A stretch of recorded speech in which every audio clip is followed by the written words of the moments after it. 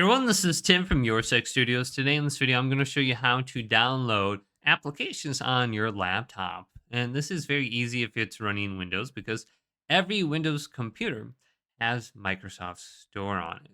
So if we look in the bottom left side of the screen, we can go to search and we could just type in store and it should pop up. Here's the Microsoft Store, or it might be under the taskbar right here.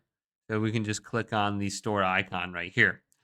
So I can just open this up, store, and there should be an option for us to download applications or games.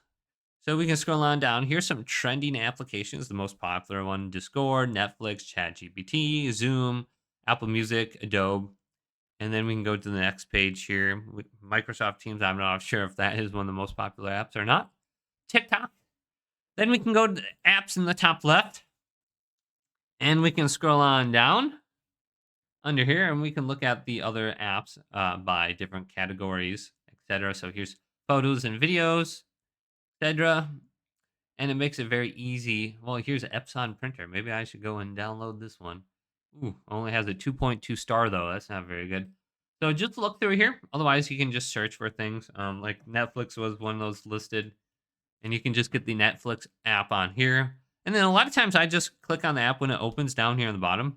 Just right click on it and then pin it to your taskbar if you can. This one doesn't allow me for some reason, but that's what I do on a lot of these apps like this one, pin to taskbar, and then it's always down here, easy to pop up. So we can scroll on through here and just check this out. Here's the gaming section.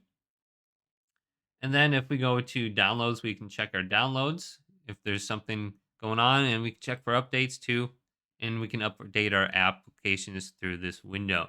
So Microsoft has made it a little bit easier keeping everything updated if you just download it through the Microsoft Store. And then here's my library. All the applications I downloaded, if something came included with your laptop, you can just go to included with device right here and you can just download it. So maybe like a game or something did.